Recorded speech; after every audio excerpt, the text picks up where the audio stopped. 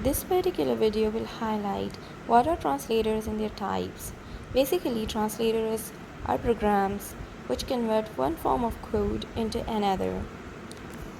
All forms of code are supposed to be converted into a machine language or machine code for the machine to understand the human language, which is known as the high-level language, and the machine language is known as the low-level language.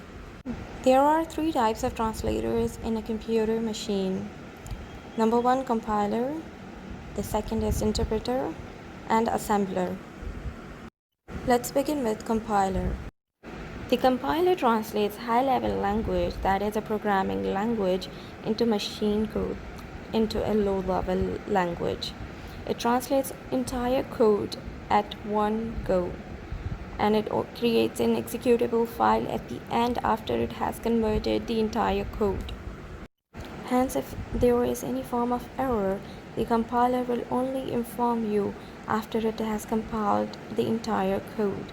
Once compiled, runs quickly, but compiling can take a long time. The compilers are used with the programming languages such as C and C++. And now let's move to interpreter. Like compiler, interpreter also translates high-level language into machine code. However, it translates only one line of the code at a time, and the code of the high-level language needs to be present while each single line is being translated every time, and it returns the error or tells you about the error after translation of each line, as at that moment that line is being executed.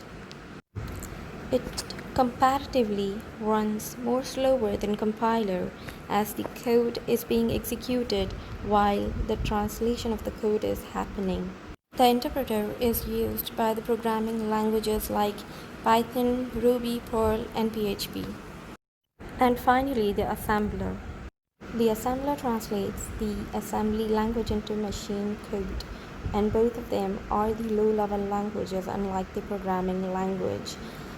This uses the processor's instruction set architecture to convert the assembly language into machine code, and because of this, the code runs very quickly, which is dependent on the instruction set architectures of that particular processor. In this diagram, you can see clearly that the compiler and the interpreter, which is not shown here, are used to convert the high-level language, a programming language, into the assembly language, that is a low-level language. And the assembler is used similarly to convert assembly language into the machine code, and both of them are low-level languages.